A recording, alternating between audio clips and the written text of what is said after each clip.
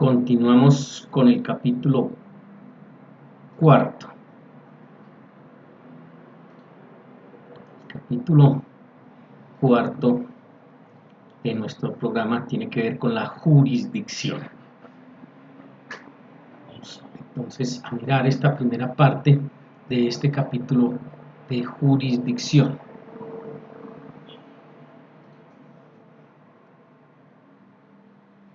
El concepto viene de dos palabras: jurisdictio, juris, que quiere decir derecho, dictio, que quiere decir, así sea redundante, decir quién dice el derecho. Juris, derecho, dictio, decir quién dice o quién puede decir el derecho en un Estado, porque es una institución de carácter universal. Como definición tenemos que la jurisdicción es la facultad que el Estado, revestido de soberanía, atribuye a una de sus ramas, con la finalidad precisa de administrar justicia, aplicando el derecho sustancial a un caso concreto. Entonces miran bien el concepto, lo tienen revalidado porque todos estos elementos configuran la jurisdicción. La jurisdicción, en estricto sentido como institución, es única, en el sentido que es una sola, porque el Estado tiene la obligación de administrar justicia en todo el territorio nacional desde hoy la óptica del derecho público internacional.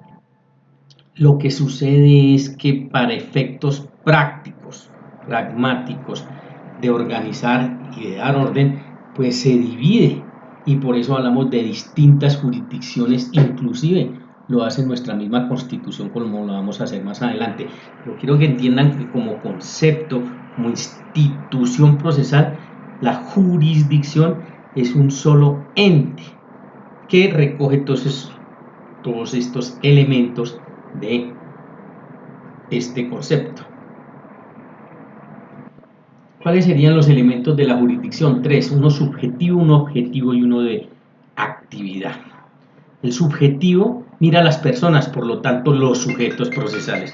Entonces encontraremos que allí verán o participarán todos los sujetos procesales, que en el fondo son el juez, las partes y los terceros.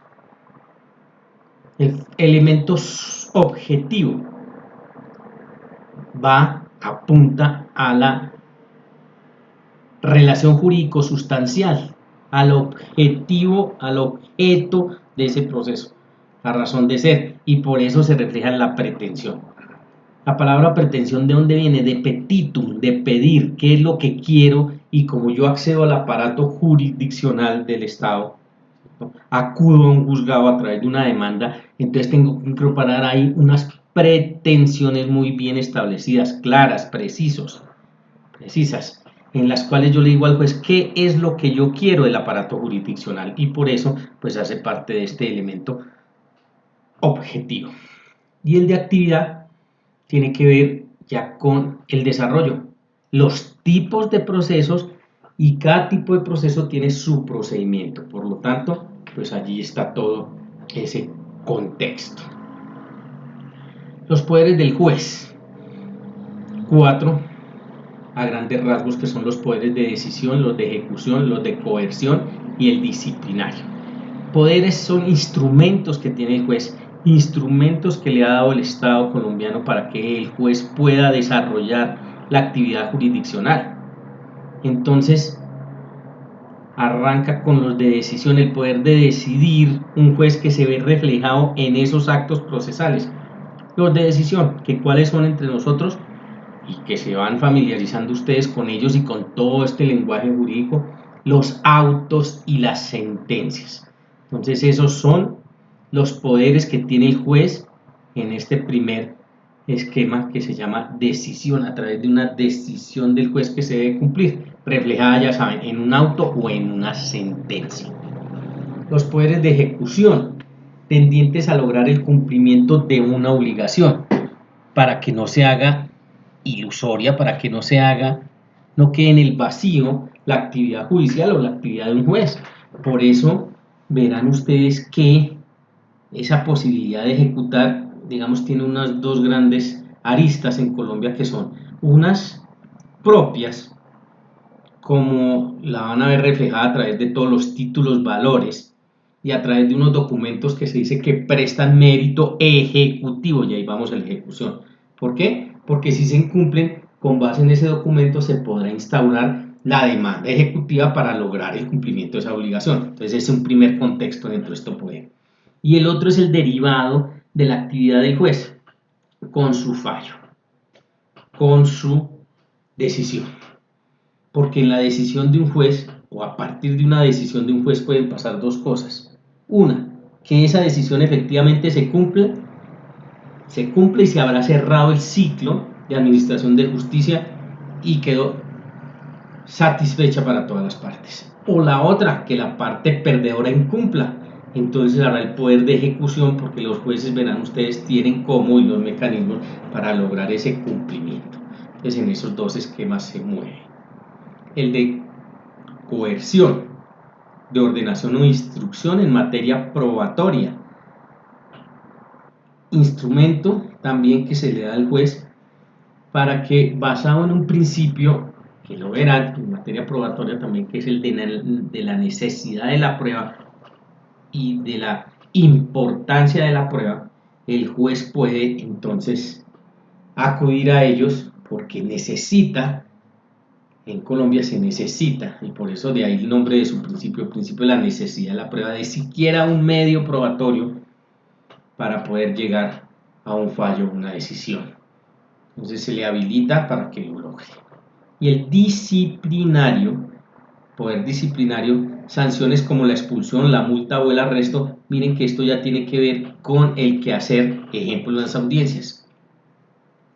De tal manera que un juez, en aras de que se cumpla un tema que él, o el tema que él está desarrollando en el proceso, en una audiencia, allí podrá expulsar, si es del caso, a alguna de las partes porque, por ejemplo, no está dejando desarrollar la audiencia, o está haciendo soez, o en fin, cualquier comportamiento que afecte el normal desarrollo de la audiencia. Entonces tiene ese poder de expulsarlo. En el mismo sentido, una multa, o si es un caso extremo, un arresto. Por eso ven ustedes y encuentran ustedes, sobre todo en materia penal, que en las salas de audiencias está el cuerpo de policía, porque precisamente si el juez no lo necesita, hace uso de ese poder del arresto y lo ordenará para que las personas, que serían ellas las indicadas, procedan a cumplir con ese arresto. La clasificación de la jurisdicción, entonces lo decíamos, y aquí entonces partimos de la importancia que constituye que el concepto y la institución procesal como tal es una sola, pero para efectos prácticos, para efectos de poder cumplir con el cometido de administración justicia, que es uno de los elementos básicos que lo tienen ustedes ahí ya en el concepto, entonces se divide de varias maneras. Aquí simplemente vamos a ver una clasificación. La primera, según nuestra constitución política, en nuestra Carta Magna entonces nos encontramos originalmente 6, aunque ya ahorita hacemos alusión y ya tenemos que incluir otra más. La jurisdicción ordinaria, la denominada jurisdicción ordinaria. Entonces miren que como se está subdividiendo, se está diciendo qué conflictos son los que pertenecen a cada una de estas jurisdicciones. Porque como el cometido del Estado colombiano es administrar justicia en todo el territorio nacional, tiene que abarcar todos los conflictos. Y ahí por la especialidad de los jueces pues viene la división. La primera, la ordinaria, jurisdicción ordinaria. ¿Qué asuntos conoce o de qué asuntos conoce la jurisdicción ordinaria? Entonces, civil, 3 grandes temas: civiles, laborales y penales. Lo que pasa es que dentro de los civiles, y esto también lo tienen que tener en cuenta de aquí en adelante siempre, dentro de los asuntos civiles se incorporan los civiles como tal, los de familia, los comerciales y los agrarios. Todos esos conflictos o esos asuntos están dentro de la jurisdicción ordinaria civil. Además, de los laborales y de los penales. Y aquí también van mirando con cuidado y van estableciendo un orden que tienen que conocer, y es que la jurisdicción ordinaria que lo ampliaremos más adelante, pues conoce de 3 asuntos básicos: civiles, penales y laborales, y de ahí que son las salas de casación de nuestra Corte Suprema de Justicia. Entonces usted vaya haciendo el ejercicio, vaya anotando con cuidado, vaya mirando para que pueda ir asociando. Entonces, en las Corte Suprema de Justicia nuestra, que es una alta corte, una de las 4 altas cortes, atiende asuntos ordinarios, porque dentro de los ordinarios ustedes ya saben, de aquí en adelante, que son los civiles, los penales y los laborales. De ahí las 3 salas de casación. Pero en los civiles también tienen que desde ya ir incorporando que están los asuntos civiles, los de familia, los agrarios y los comerciales. Entonces los van organizando. La jurisdicción de lo contencioso administrativo, que atiende asuntos contenciosos, está diciendo que hay contienda con la administración, problemas de los particulares con el Estado, problemas entre entes, inclusive de carácter mixto con el Estado, y toda esa jurisdicción que tiene que ver con el Estado, pues hace parte de lo contencioso administrativo. Y digamos que en Colombia hay que incorporar dentro de esa contenciosa administrativa, porque es muy amplia, todo este tema electoral. Ejemplo, investiduras, de pérdidas de investiduras, por eso van al Consejo de Estado, porque lo veremos. El Consejo de Estado que atiende la jurisdicción de lo contencioso administrativo. La jurisdicción constitucional, que indudablemente pasa a ser la más amplia de todas, porque todos los jueces, sin importar la rama del derecho, se deben a esta jurisdicción. ¿Por qué? Porque todos nuestros jueces tienen la obligación de velar por nuestra Constitución. Entonces lo puede ser un juez penal, lo puede ser un juez laboral, lo puede ser un juez de familia, lo puede ser un juez de contencioso administrativo, y todos estarían allí inscritos en esa jurisdicción constitucional. La jurisdicción disciplinaria tiene que ver con asuntos derivados de una de la penal, que es el tema de actuación en ejercicio de la profesión o del cargo, como son el caso de nuestros jueces y como es el caso de nosotros los abogados, que nosotros estamos propensos a la acción disciplinaria por faltas a la ética profesional como abogados. Entonces, allá, ¿a qué jurisdicción tendríamos que ir? A la jurisdicción disciplinaria. La jurisdicción de paz es una jurisdicción con unas características muy sui generis, las dos principales. Una, y aquí ya hablamos de ella, los jueces de paz no están obligados a fallar en derecho, fallan en equidad. Y lo decíamos allá, y lo repetimos simplemente. Es una de sus características. La otra es que estos son los únicos jueces de toda la gama de jueces que existen en Colombia que son elegidos de manera popular o por voto popular. Los otros jueces, todos los otros jueces distintos a los jueces de paz, tienen otros mecanismos que veremos o para su elección. La jurisdicción de comunidades indígenas, artículos 1 y 2 de la Constitución, que determinan y reconocen la existencia de comunidades indígenas y les dan su autonomía y su independencia. Por lo tanto, hay una jurisdicción que es de ellos y que pertenece a ellos. Tiene un gran inconveniente, que no es objeto aquí tratarlo, pero es importante que ustedes los tengan en cuenta para el futuro, para los que les gusta el tema constitucional, en fin. Esas jurisdicciones de comunidades indígenas son autónomas e independientes, pero tienen un límite que es bastante discutido, porque aunque se les respeta su autonomía y su independencia después de haber sido reconocidas por el Estado colombiano, no pueden sobrepasar los límites de la Constitución Política de Colombia. Y eso es una limitante que da mucho de qué hablar, porque entonces ¿en qué queda la autonomía y la independencia de ellos? Pues, sin ir más allá, limitada a nuestra Constitución, porque tiene que estar dentro de ese marco. Si se sale de ese marco, esa comunidad indígena, aún diciéndole que se le respeta su autonomía e independencia, pues el Estado va a intervenir porque va a decir que no permitirá esas actuaciones que estén por fuera de la Constitución. Entonces mi pregunta es, para que la piensen y la tengan en cuenta ahí, es ¿hasta dónde llega en verdad esa autonomía o esa independencia? Y una que indudablemente hay que incorporarla ahí, no fue con creación del 91, que saben ustedes que es la fecha en que se creó nuestra nueva constitución, la que nos está rigiendo, es la Jurisdicción Especial de Paz y todo lo que hay con base en los acuerdos de paz, todo lo que todos los días hemos venido hablando hace ya por espacio de más de 10 años. Indiscutiblemente es una jurisdicción especial, que se llama así, Jurisdicción Especial de Paz, distinta a la de los jueces de paz, que es totalmente distinta por el conflicto o los conflictos que conocen.